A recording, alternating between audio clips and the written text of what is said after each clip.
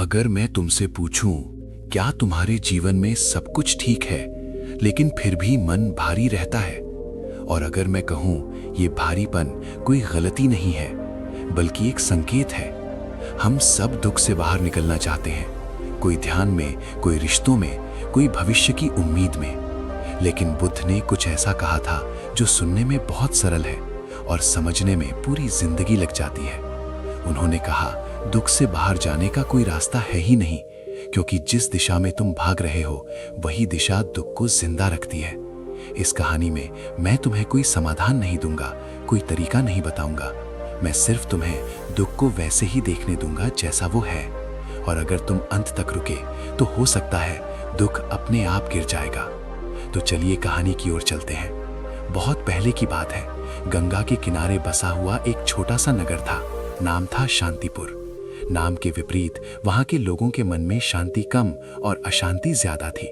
हर चेहरे पर कोई ना कोई चिंता, कोई ना कोई अधूरापन, कोई ना कोई दबा हुआ दुख साफ दिखाई देता था।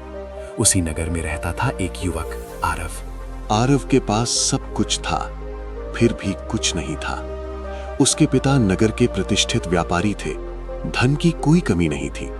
घर बड़ा था, कपड़े अच्छे थे, भोजन उत्तम था। लेकिन आरव के भीतर एक खालीपन था। ऐसा खालीपन जिसे न सोना भर सकता था, न सम्मान, न रिश्ते। रात को जब पूरा घर सो जाता तब आरव छत पर बैठकर आकाश को देखता रहता। तारों को निहारते हुए उसके मन में एक ही प्रश्न घूमता, अगर सब कुछ है तो फिर ये दुख क्यों है? वो दुख किसी एक कारण से नहीं था। वो दुख था बीते हुए कल का, डरावने भविष्य का और वर्तमान में खुद से असंतोष का। आरव ने बहुत कोशिश की, कभी संगीत में डूब गया, कभी यात्राओं में, कभी प्रेम में। कुछ समय के लिए सब ठीक लगता, लेकिन फिर वही खालीपन लौट आता, जैसे कोई छाया हो जो कहीं भी उसका पीछा नहीं छोड़ती। एक दिन नगर में खबर फैली कि पास के वन में एक महात्मा आए हैं। लोग कह रहे थे वे दुख का रास्ता जानते हैं, वे शांति की बात करते हैं, वे स्वयं बुद्ध के मार्ग पर चलते हैं। आरव ने पहले ध्यान नहीं दिया। उसने सोचा, ऐसे तो हर कोई कुछ ना कुछ कहता है। लेकिन उस रात छत पर बैठे बैठे जब उसका मन फिर भारी हो गया तो न जाने क्यों उस महात्मा का विचार उसे भीतर तक छू गया। अगली सुबह बिना किसी को बताए आरव वन की ओर निकल पड़ा। वन शांत था, पेड़ों की छाया गहरी थी, पत्तों से छनती धूप जमीन पर ऐसे गिर रही थी जैसे समय भी धीमा हो गया हो। कुछ दूर चलने के बाद उसने एक साधारण सा आश्रम देखा। न भव्यता न सजावट, बस सादगी। आश्रम के बीचों बीच एक वृद्ध साधु ध्यान मग्न बैठे थे। चेहरा शांत, आंखें बंद, सांसें धीमी। आरव वहीं बैठ गया। न जाने कितनी देर बीत गई। जब साधु ने आंखें खोली तो उनकी दृष्टि सीधी आरव पर पड़ी। कोई प्रश्न नहीं, कोई उपदेश नहीं, बस एक हल्की मुस्कान। आरव का मन भर आया। महात्मा, वो बोला, मैं दुखी हूं। साधु ने सिर हिलाया। तुम पहले नहीं हो, उन्होंने कहा, और आखिरी भी नहीं। लेकिन मेरे पास तो कोई बड़ा दुख नहीं है, आरव बोला, फिर भी मन भारी रहता है। साधु ने पास रखे मिट्टी के पात्र में पानी भरा और आरव को दिया। इसे पकड़ो। आरव ने पकड़ लिया। अब इसमें एक मुट्ठी नमक डालो। आरव ने ऐसा ही किया। अब पीकर बताओ कैसा लगा? आरव ने एक घूंट लिया और तुरंत थूक दिया। बहुत कड़वा है। साधु मुस्कुराए। अब चलो। वे दोनों आश्रम से बाहर निकले और थोड़ी दूर जाकर एक शांत झील के पास रुके। साधु ने झील से पानी लिया, उसी में नमक डाला और हिलाया। अब पियो। आरव ने पानी पिया। स्वाद सामान्य था। साधु ने कहा, नमक वही था, दुख वही था, फर्क सिर्फ पात्र का था। आरव चुप हो गया। जब तुम्हारा मन छोटा होता है, साधु बोले, तो थोड़ा सा दुख भी जहर बन जाता है। जब मन बड़ा होता है तो वही दुख खो जाता है। आरव ने पहली बार महसूस किया कि शायद समस्या दुख नहीं, उसका मन है। लेकिन मन को बड़ा कैसे किया जाए? उसने पूछा। साधु ने आकाश की ओर देखा। यही बुद्ध की सबसे सरल सीख है। जो है उसे वैसे ही देखो जैसा है, ना पकड़ो ना धकेलो। अगले कई दिनों तक आरव आश्रम में ही रहा। वो साधु के साथ बैठता, चलता, खामोशी को सुनता। एक दिन उसने कहा, मुझे लगता है मैं अपने अतीत से बहुत जुड़ा हूं। साधु ने जमीन से एक सूखा पत्ता उठाया। ये पत्ता कभी हरा था, उन्होंने कहा, अब सूखा है। अगर ये खुद को हरा ही मानता रहे तो दुखी रहेगा। आरव समझने लगा। दूसरे दिन उसने कहा, मैं भविष्य से डरता हूं। साधु ने नदी की ओर इशारा किया। नदी कल की चिंता नहीं करती, न कल की योजना, वो बस बहती है। धीरे धीरे आरव ने देखना शुरू किया कि दुख तब बढ़ता है जब वो कहता है, ये मेरे साथ ही क्यों? ऐसा नहीं होना चाहिए था, ऐसा हो जाना चाहिए। और दुख कम होता है जब वो कहता है, ये भी है, ये भी गुजर जाएगा। एक शाम आरव ने स्वीकार किया, मैं खुद से लड़ता रहा हूं। साधु ने शांत स्वर में कहा, बुद्ध ने कहा था, तुम्हारा सबसे बड़ा शत्रु भी तुम्हें उतना नुकसान नहीं पहुंचा सकता जितना तुम्हारा अपना असंतुलित मन। उस रात आरव ने पहली बार बिना भारीपन के नींद ली। कई सप्ताह बीत गए। एक दिन साधु ने कहा, अब लौट जाओ। आरव घबरा गया। क्या मैं तैयार हूं? साधु मुस्कुराए। तैयारी कोई मंजिल नहीं, जागरूकता ही रास्ता है। नगर लौटकर भी जीवन वही था, समस्याएं वही थीं, लोग वही थे, लेकिन आरव बदल चुका था। अब दुख आता था पर टिकता नहीं था। विचार आते थे पर शासन नहीं करते थे। भावनाएं उठती थीं पर बहा नहीं ले जाती थीं। एक दिन छत पर बैठा आरव फिर आकाश देख रहा था। वही तारे, वही रात, लेकिन इस बार उसने मुस्कुराकर कहा, दुख कोई दुश्मन नहीं है, वो तो बस एक संकेत है कि मुझे जागना है। और उसी पल बिना किसी शोर के उसके भीतर शांति उतर आई। आरव की जिंदगी अब बाहर से वैसे ही दिखती थी जैसी पहले थी, लेकिन भीतर कुछ बहुत बदल चुका था। वो अब भी उसी घर में रहता था, उन्हीं गलियों से गुजरता था, उन्हीं लोगों से बात करता था। फर्क बस इतना था कि अब हर अनुभव उसके भीतर कोई तूफान नहीं उठाता था। लेकिन जीवन जैसे किसी परीक्षा की तैयारी में बैठा हो, बहुत देर तक शांत नहीं रहता। एक दिन उसके पिता गंभीर रूप से बीमार पड़ गए। नगर के वैद्य आए, औषधियां दी, लेकिन बीमारी बढ़ती चली गई। घर में डर की एक अदृश्य परत फैल गई। वही घर जो कभी सुरक्षित लगता था, अब अनिश्चितता से भरा हुआ था।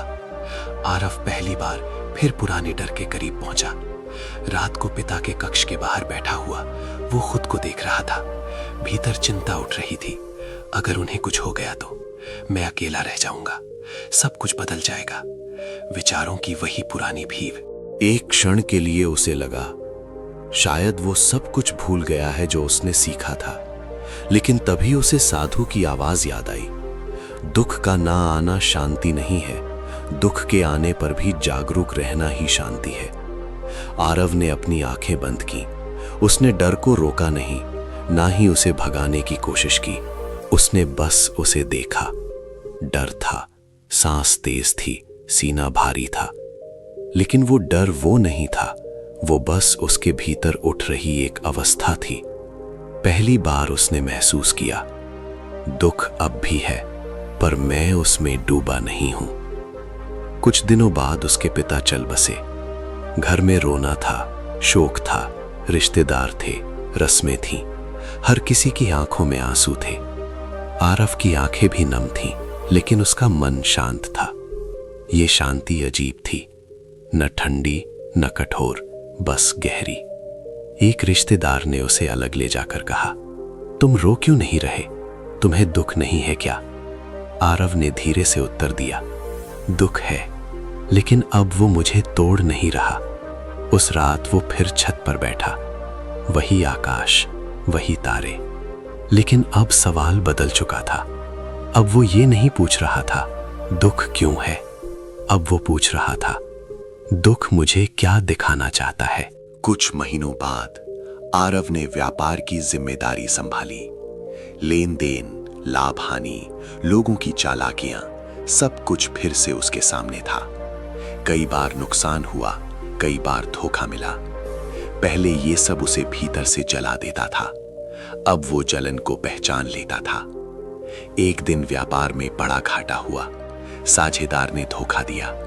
पुराने आरव का मन कहता, मैं मूर्ख हूं, मेरे साथ ही ऐसा क्यों होता है? लेकिन अब उसके भीतर एक विराम था, एक छोटा सा अंतर विचार और प्रतिक्रिया के बीच। वो जान गया था घटना मेरी है, पर उसका अर्थ तय करना मेरे हाथ में है। उसी रात वो वन की ओर चला गया। वही आश्रम, वही शांति, वही वृद्ध साधु। साधु ने उसे आते देख लिया, जैसे पहले से जानते हो। तो उन्होंने कहा, जीवन ने फिर कुछ सिखाया। आरव बैठ गया। मैंने सोचा था कि मैंने दुख को समझ लिया है, वो बोला, लेकिन हर बार वो नए रूप में आता है। साधु हंसे। दुख कभी खत्म नहीं होता, भ्रम खत्म होता है। कौन सा भ्रम? आरव ने पूछा। कि शांति का मतलब है कुछ ना होना, साधु बोले। बुद्ध ने कहा था, शांति का मतलब है जो है उसे पूरी तरह होने देना। साधु ने जमीन पर एक रेखा खींची। इसे पार करना दुख नहीं है, उन्होंने कहा। ये मान लेना कि इसे पार नहीं करना चाहिए था, वही दुख है। आरव देर तक चुप रहा। उस रात उसने साधु से पूछा, अगर सब कुछ अस्थाई है तो फिर जीने का अर्थ क्या है? साधु ने दिए की लौ की ओर देखा। लौ का काम जलना है, उन्होंने कहा, स्थायी होना नहीं। कुछ समय बाद आरव नगर लौट आया, लेकिन अब उसके भीतर एक नई करुणा थी। वो सिर्फ अपने दुख को नहीं देखता था, दूसरों के दुख को भी पहचानने लगा था। वो लोगों की बात सुनता, बिना सलाह दिए, बिना ठीक करने की कोशिश किए, और लोग उसके पास बैठकर हल्का महसूस करते। एक बच्चे ने उससे पूछा, दुख कब खत्म होगा? आरव मुस्कुराया, जब तुम उसे दुश्मन मानना छोड़ दोगे। उसी पल आरव को समझ आया, बुद्ध की सीख सिर्फ व्यक्तिगत मुक्ति नहीं थी, वो संबंधों में, सुनने में, साथ बैठने में भी थी। और एक दिन बिना किसी घोषणा के, बिना किसी चमत्कार के, आरव ने जाना वो अब दुख से बाहर नहीं भाग रहा था, वो दुख के बीच भी स्वतंत्र था। क्योंकि उसने सबसे आसान रास्ता चुन लिया था, स्वीकार का रास्ता, जागरूकता का रास्ता और स्वयं से मित्रता का रास्ता। समय अब आरव के लिए कोई दौड़ नहीं रह गया था। दिन आते जाते थे, रातें ढलती थीं, मौसम बदलते थे, और वो इन सबको ऐसे देखता था जैसे कोई नदी के किनारे बैठा बहते जल को देखता है। कभी तेज धार, कभी शांत सतह। नदी वही रहती थी, बस रूप बदलता था। लेकिन जीवन की सबसे गहरी गांठें बाहर नहीं, भीतर होती हैं। आरव ने यह समझ लिया था कि दुख सिर्फ परिस्थितियों से नहीं आता, दुख जन्म लेता है उस जगह से जहां मन खुद को कोई ठोस रूप देने लगता है, जहां वो कहता है, मैं ऐसा हूं, मेरा ऐसा होना चाहिए, मेरे साथ ऐसा नहीं होना चाहिए था। वही जगह थी अहंकार की। एक दिन नगर में एक बड़ा विवाद हुआ। व्यापारियों की सभा में आरव को बोलने के लिए बुलाया गया। उसने शांत स्वर में अपनी बात रखी, लेकिन कुछ लोगों को उसका संतुलन खल गया। उन्हें लगा ये व्यक्ति खुद को बहुत ऊपर समझता है। एक व्यापारी ने कटाक्ष किया, तुम बहुत ज्ञानी बनने लगे हो आरव, क्या तुम खुद को हमसे बेहतर समझते हो? सभा में सन्नाटा छा गया। पुराना आरव होता तो भीतर कुछ जल उठता, शब्दों के तीर तैयार हो जाते। लेकिन अब उसने उस जलन को उठते हुए देखा। वो आग थी, पर वो आग वो नहीं था। उसने धीमे से उत्तर दिया, अगर ऐसा लग रहा है तो शायद मेरी बात ठीक से नहीं पहुंची। बस इतना। सभा समाप्त हो गई, लेकिन भीतर एक हलचल रह गई।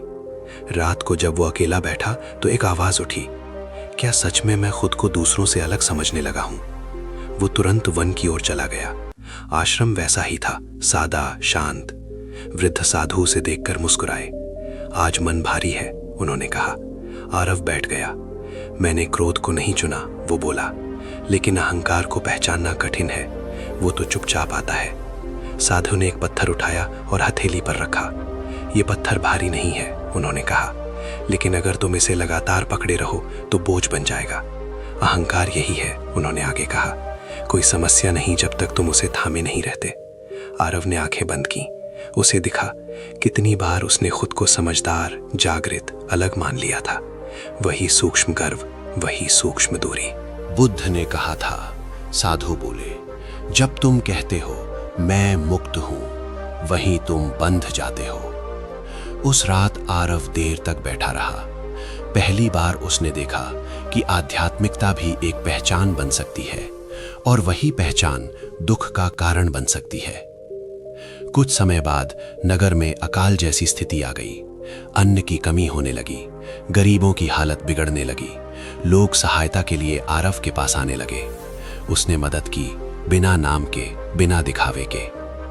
लेकिन एक दिन उसने देखा कुछ लोग मदद लेने के बाद भी शिकायत कर रहे थे। कृतज्ञता नहीं थी, सिर्फ मांग थी। उसके भीतर क्रोध उठा। मैं इतना कर रहा हूं, मन ने कहा, फिर भी इन्हें संतोष नहीं। वो क्रोध तेज था, गर्म था, वास्तविक था। उस रात उसने क्रोध के साथ बैठना चुना। न ध्यान, न मंत्र, बस साक्षी। क्रोध कह रहा था, तुम्हारी कद्र नहीं होती, लोग तुम्हें हल्के में लेते हैं। और अचानक उसे दिखा, क्रोध के नीचे चोट थी और चोट के नीचे अपेक्षा। वो समझ गया, क्रोध तब पैदा होता है जब वास्तविकता हमारी उम्मीदों से मेल नहीं खाती। अगले दिन वो साधु के पास गया। क्रोध मुझे सच्चा लगता है, उसने कहा। उसे दबाना झूठा लगता है।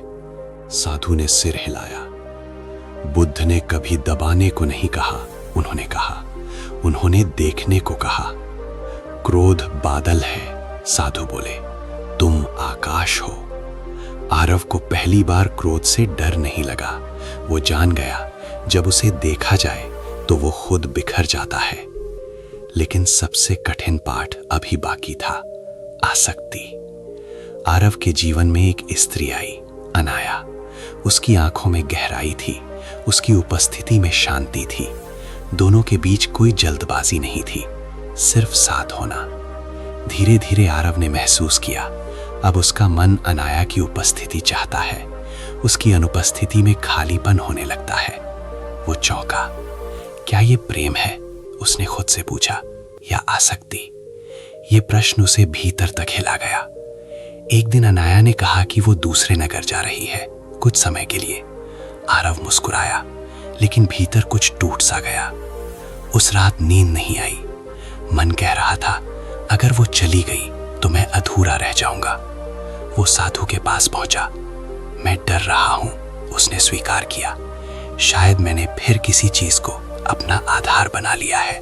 साधु ने दिया बुझा दिया। अंधकार छा गया। अब क्या खो गया? उन्होंने पूछा।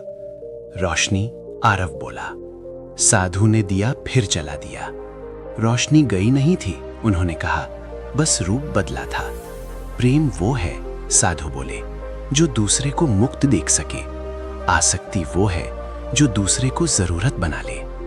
आरव की आंखों से आंसू बहने लगे। उसे समझ आ गया, वो प्रेम से नहीं, डर से जुड़ रहा था। अगले दिन उसने अनाया से कहा, तुम जहां हो वहीं पूरी हो। मैं तुम्हें पाना नहीं चाहता, मैं तुम्हें समझना चाहता हूं। अनाया मुस्कुराई, वो चली गई। और आरव खाली नहीं हुआ, वो शांत था। समय बीतता गया। आरव अब लोगों के लिए कोई गुरु नहीं था, कोई महात्मा नहीं था। वो बस एक मनुष्य था, जागता हुआ। उसने जाना, दुख से बाहर निकलने का रास्ता कहीं बाहर नहीं जाता, वो भीतर की पकड़ ढीली करने से खुलता है। जब अहंकार कहता है मैं कुछ हूं, तब दुख शुरू होता है। जब क्रोध कहता है दुनिया मुझे समझे, तब दुख गहराता है। जब आसक्ति कहती है तुम्हारे बिना मैं नहीं, तब दुख जड़ पकड़ता है। और जब जागरूकता कहती है जो है वो है, तब दुख पिघलने लगता है। एक शाम आरव फिर छत पर बैठा था। वही आकाश, वही तारे। लेकिन अब वो खोज नहीं रहा था, वो उपस्थित था। और उसी उपस्थिति में बुद्ध की पूरी सीख सांस ले रही थी। दुख से बाहर निकलने का सबसे आसान रास्ता है किसी और में नहीं, किसी और समय में नहीं, बल्कि इसी क्षण में खुद को थामना छोड़ देना। अब आरव के जीवन में कुछ पाने को नहीं बचा था और कुछ खोने को भी नहीं। ये कोई निराशा नहीं थी, नहीं वैराग्य का दिखावा। ये एक बहुत साधारण सी स्थिति थी, जैसे कोई लंबी यात्रा के बाद अपने घर के आंगन में बैठ जाए और अचानक समझ जाए कि वो जिस जगह की तलाश कर रहा था वो हमेशा यहीं थी। दिन अब उसके लिए अलग अलग नहीं थे। खुशी का दिन, दुख का दिन, इनके बीच की रेखा धुंधली हो चुकी थी। वो काम करता था, लोगों से मिलता था, हंसता था, कभी थकता भी था, लेकिन भीतर कोई पकड़ नहीं थी। एक सुबह उसे एहसास हुआ कि उसका शरीर पहले जैसा नहीं रहा। सांसें जल्दी थक जाती थीं। कभी कभी सीने में हल्का सा दर्द उठता, फिर खुद ही बैठ जाता। वो इसे नजरअंदाज करता रहा, लेकिन शरीर सच बोलता है, धीरे, बिना शब्दों के। एक दिन चलते चलते वो रुक गया। पांव साथ नहीं दे रहे थे।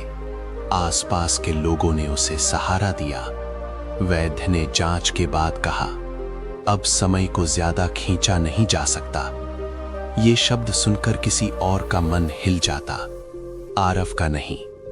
वो घर लौटा, अपने कक्ष में बैठा और पहली बार मृत्यु को ठीक से देखा। न कल्पना में, न डर में, सच के रूप में। उसे आश्चर्य हुआ। मृत्यु वैसी नहीं थी जैसी उसने सोची थी।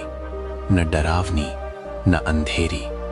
वो तो बस एक मौन था, एक गहरी विश्राम की संभावना।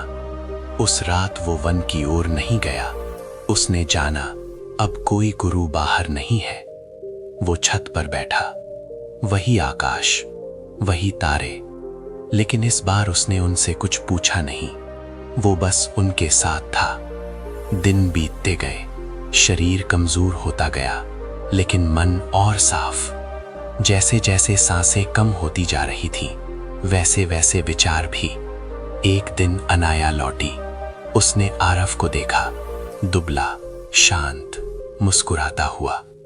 वो कुछ बोलना चाहती थी, लेकिन शब्द नहीं मिले।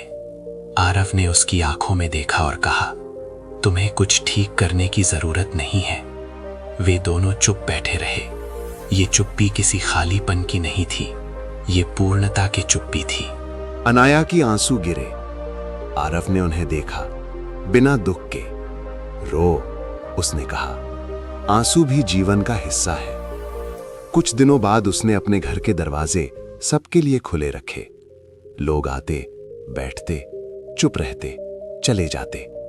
कोई उसे संत कहता, कोई जागा हुआ मनुष्य। आरव कुछ नहीं था। एक शाम उसने बहुत धीमे स्वर में कहा, अब जाने का समय पास है। किसी ने पूछा, डर नहीं लगता? आरव मुस्कुराया, डर तब लगता है जब कुछ बचाना हो। उस रात नींद गहरी थी, सपनों के बिना। सुबह होने से पहले वो जागा। सांसें गिनी चुनी थीं। उसने आंखें बंद की और भीतर देखा। कोई पछतावा नहीं, कोई अधूरापन नहीं, कोई प्रश्न नहीं, बस एक अनुभव, होने का। अंतिम सांस के साथ कुछ गया नहीं, कुछ टूटा नहीं, कुछ खत्म नहीं हुआ। बस एक लहर वापस समुद्र में मिल गई। बाहर लोग रो रहे थे, भीतर कुछ नहीं था, और वही सब कुछ था। आरव की कहानी यहीं खत्म होती है, लेकिन बुद्ध की सीख यहीं शुरू होती है।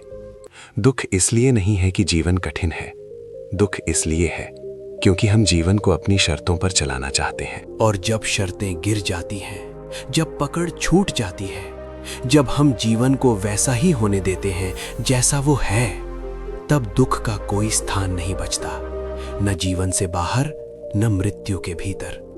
बस यही है दुख से बाहर निकलने का सबसे आसान रास्ता। आरव के जाने के बाद नगर में कुछ बदला नहीं था, और यही सबसे बड़ी बात थी। दुकानें खुलती थीं, सौदे होते थे, लोग हंसते थे, रोते थे, शिकायत करते थे। जीवन अपने पूरे शोर के साथ चलता रहा। अगर कोई बाहर से देखता तो कहता, कुछ भी तो नहीं बदला। लेकिन जिन लोगों ने आरव के साथ कुछ पल भी चुपचाप बैठना सीख लिया था, उनके भीतर कुछ स्थायी रूप से हिल गया था।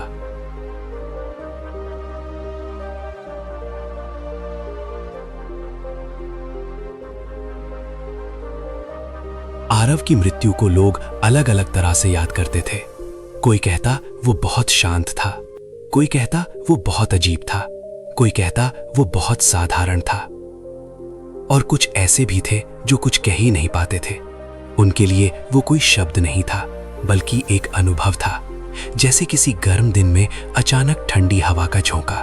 अनाया नगर में ही रुक गई थी। किसी ने उससे नहीं पूछा कि वो क्यों रुकी है, और उसने किसी को नहीं बताया। वो उसी घर में रहने लगी जहां आरव रहा करता था।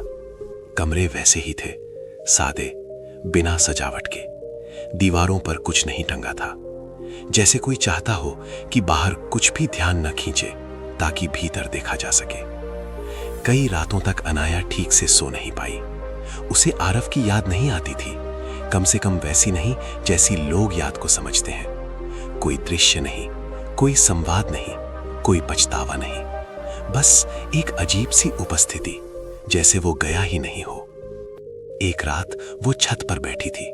वही आकाश, वही तारे, वही जगह जहां आरव बैठा करता था। उसने पहली बार खुद से पूछा, क्या शांति किसी व्यक्ति से मिलती है या किसी समझ से? हवा धीमी थी, उत्तर भी। उसी नगर में एक और युवक था, समीर। आरव के जाने से पहले वो अक्सर उससे मिलने आया करता था। ज्यादा बातें नहीं करता था, बस बैठ जाता था। समीर के भीतर बहुत बेचैनी थी। वो हर समय कुछ बन जाना चाहता था, कुछ साबित करना चाहता था। आरव के पास बैठकर उसे पहली बार लगता था कि कुछ साबित करना जरूरी नहीं। आरव के जाने के बाद उसकी बेचैनी और बढ़ गई। एक दिन वो अनाया के पास आया। वो चला गया, उसने कहा, जैसे कोई शिकायत कर रहा हो। अनाया ने उसकी ओर देखा। क्या सच में? उसने पूछा। समीर चुप हो गया। मुझे लगता है, अनाया ने धीरे कहा, वो बस दिखना बंद हुआ है। समीर को यह बात समझ नहीं आई, लेकिन उसने महसूस किया, उसके भीतर कुछ नरम हुआ है। समीर ने वही करना शुरू किया जो उसने आरव से सीखा था। बिना नाम के, बिना पहचान के लोगों के साथ बैठना। कोई दुखी आता, वो सुनता। कोई गुस्से में आता, वो शांत रहता। धीरे धीरे लोग कहने लगे, समीर के पास बैठो, मन हल्का हो जाता है। समीर डर गया। उसे लगा कहीं ये भी अहंकार न बन जाए। एक दिन वो वन की ओर गया। वही पुराना आश्रम, वही वृद्ध साधु। वे बहुत बूढ़े हो चुके थे, लेकिन आंखों में वही स्पष्टता थी। समीर ने कहा, लोग मुझसे उम्मीद करने लगे हैं। साधु ने मुस्कुराकर कहा, तुम्हें पूरा करने को नहीं कहा गया है, तुम्हें बस उपस्थित रहने को कहा गया है। अगर मैं गलत कर बैठा? समीर ने पूछा। तो भी जीवन रुकेगा नहीं, साधु बोले। बुद्ध ने कभी पूर्णता नहीं सिखाई, उन्होंने सच्चाई सिखाई। उसी समय साधु ने बहुत धीमे स्वर में कहा, आरव ने भी यही सीखा था। समीर की आंखें भर आईं। उधर अनाया के भीतर भी एक यात्रा चल रही थी। अब लोग उसके पास आने लगे थे, कभी सवाल लेकर, कभी खालीपन लेकर। वो किसी को रास्ता नहीं बताती थी, वो बस चाय बनाती थी और साथ बैठती थी। एक दिन एक स्त्री आई। उसका बच्चा कुछ समय पहले मर गया था। वो फूट फूट कर रो रही थी। अनाया ने उसे रोने दिया, न सांत्वना दी, न समझाया। बहुत देर बाद वो स्त्री बोली, सब कहते हैं समय सब ठीक कर देता है। अनाया ने कहा, नहीं, समय कुछ भी ठीक नहीं करता, देखना ठीक करता है। उस स्त्री ने पहली बार सिर उठाकर देखा। आरव की अनुपस्थिति धीरे धीरे एक खाली जगह नहीं रही, वो एक आमंत्रण बन गई, देखने का, ठहरने का, भागना छोड़ने का। लोग अब दुख से बाहर निकलने के तरीके नहीं पूछते थे, वे दुख के साथ बैठना सीख रहे थे। और यही बुद्ध की सबसे गहरी, सबसे अनकही सीख थी कि दुख से बाहर जाने का रास्ता दुख के भीतर से ही गुजरता है। रात अब अनाया के लिए पहले जैसी नहीं रही थी। नींद आती थी, लेकिन गहरी नहीं। बीच बीच में आंख खुल जाती, बिना किसी डर के, बिना किसी विचार के। बस जैसे भीतर कोई आवाज कह रही हो कि जागना भी अब कोई घटना नहीं रहा। वो उठकर बैठ जाती, खिड़की से बाहर देखती और फिर वापस लेट जाती। उसे महसूस होता कि शांति अब किसी अवस्था की तरह नहीं आती जाती, वो पृष्ठभूमि बन चुकी है। समीर के भीतर चीजें उलझने लगी थी। लोग उसे देखने लगे थे, सुनने लगे थे। कुछ ने उसे समझदार कहना शुरू कर दिया, कुछ ने मार्ग दिखाने वाला। हर बार ये सुनकर उसके भीतर कुछ सिकुड़ जाता। उसे याद आता कि आरव कभी ऐसा कहलाना नहीं चाहता था, और फिर उसे डर लगता कि कहीं वो उसी जाल में ना फंस जाए जिससे निकलने की राह उसने आरव के साथ बैठकर देखी थी। एक शाम वो बहुत थका हुआ अनाया के घर पहुंचा। बिना कुछ कहे जमीन पर बैठ गया। देर तक चुप रहा। अनाया ने चाय रख दी, कोई प्रश्न नहीं किया।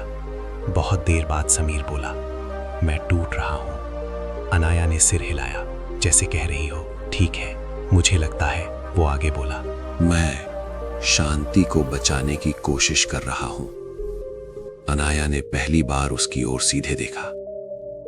जो बचाया जा सकता है, उसने कहा, वो पहले से ही खोने वाला है। समीर की आंखें भर आईं। तो फिर क्या करूं? अनाया ने खिड़की से बाहर देखा। कुछ भी नहीं, उसने कहा। बस ये मत मानो कि तुम्हें कुछ करना ही है। उसी रात समीर बहुत देर तक अकेला बैठा रहा। उसे अपने भीतर एक गहरी थकान दिखी, लोगों की अपेक्षाओं से नहीं, बल्कि अपनी ही सूक्ष्म कोशिशों से। वो समझने लगा कि जागरूकता भी अगर उपलब्धि बन जाए तो बोझ बन जाती है। उधर वन में वृद्ध साधु का शरीर अब जवाब दे रहा था। शिष्य उनके पास बैठे थे, लेकिन वे किसी को कुछ नहीं सिखा रहे थे। बस लेटे रहते, कभी आंख खोलते, कभी बंद रखते। एक शिष्य ने धीरे से पूछा, अब जब आप जा रहे हैं तो हमें क्या करना चाहिए? साधु ने बहुत धीमे स्वर में कहा, वही करना जो तुम अब तक नहीं कर पाए। शिष्य समझ नहीं पाया। साधु ने फिर कहा, कुछ भी नहीं। उनकी सांस बहुत हल्की हो चुकी थी। अंतिम समय में उन्होंने किसी का नाम नहीं लिया, किसी सिद्धांत का उल्लेख नहीं किया। बस एक वाक्य कहा, जो खोज रहा है वही बाधा है। और फिर वे शांत हो गए। समीर को जब यह समाचार मिला तो वो बैठ गया। पहली बार उसे किसी के जाने पर खालीपन नहीं लगा।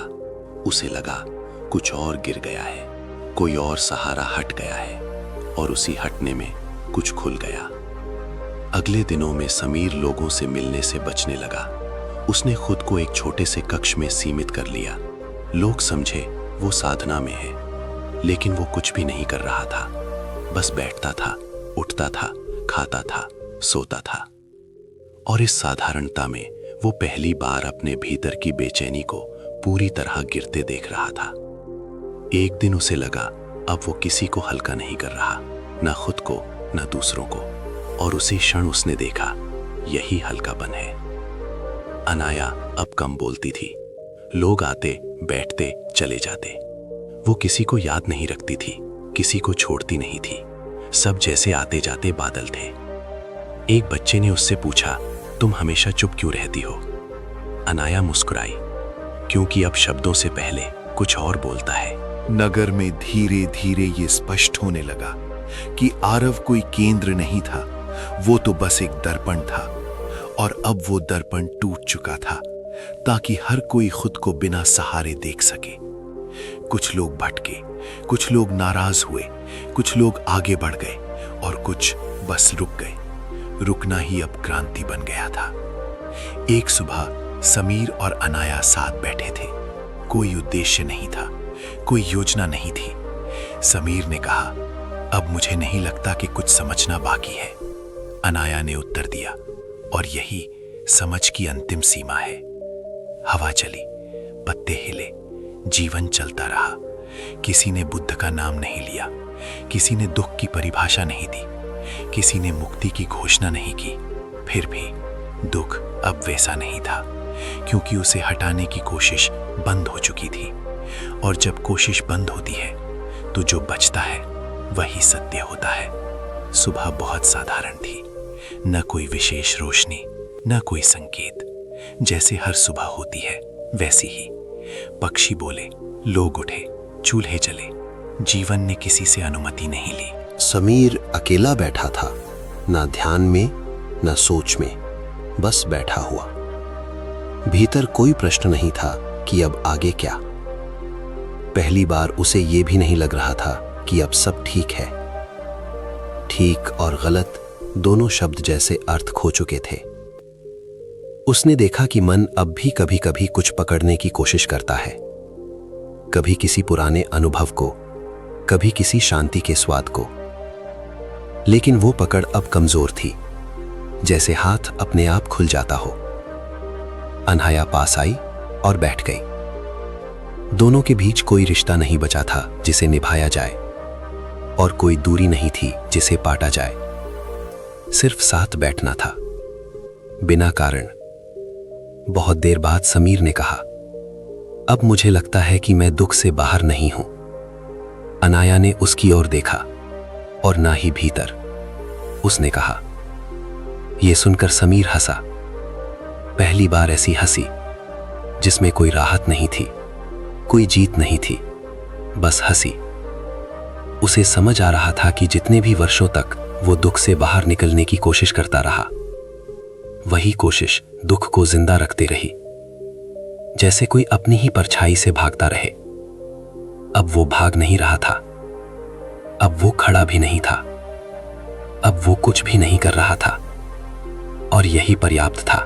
कुछ दिनों बाद लोग आना बंद हो गए। शायद उन्हें लगा कि यहां अब कुछ नहीं मिलता। कोई जवाब नहीं, कोई उपाय नहीं, कोई आश्वासन नहीं, सिर्फ मौन। और मौन हर किसी को पसंद नहीं आता। नगर फिर से वही हो गया जैसा हमेशा था, लेकिन कुछ लोगों के भीतर कुछ स्थायी रूप से बदल चुका था। वे अब दुख को देखकर घबराते नहीं थे। वे जानते थे ये भी आएगा, ये भी जाएगा। एक शाम समीर अकेला टहलते हुए उसी जगह पहुंचा जहां कभी आरव बैठा करता था। उसे कोई याद नहीं आई, कोई संवाद नहीं गूंजा, कोई भाव नहीं उठा, बस एक सादगी थी। उसे अचानक स्पष्ट दिखा कि ना आरव कुछ सिखाने आया था, ना साधु, ना अनाया। वे सब तो बस जीवन को बिना विरोध के जी रहे थे। और वही जीवन जब बिना विरोध के जिया जाता है तो अपने आप बुद्ध की सीख बन जाता है। कोई अंतिम सत्य नहीं उतरा, कोई ज्ञान नहीं फूटा, कोई रोशनी नहीं चमकी। बस ये साफ हुआ, दुख कोई गलती नहीं है और उससे बाहर निकलना कोई उपलब्धि नहीं। दुख तब तक है जब तक कोई उससे लड़ रहा है, और जिस क्षण लड़ाई गिरती है उसी क्षण दुख भी अपना अर्थ खो देता है। ना मुक्ति बचती है, ना बंधन, सिर्फ जीवन जैसा है। अगर ये वीडियो तुम्हारे भीतर कहीं रुका तो चैनल को सब्सक्राइब कर लो। यहाँ शोर नहीं है, यहाँ जल्दी नहीं है, यहाँ बस समझ है।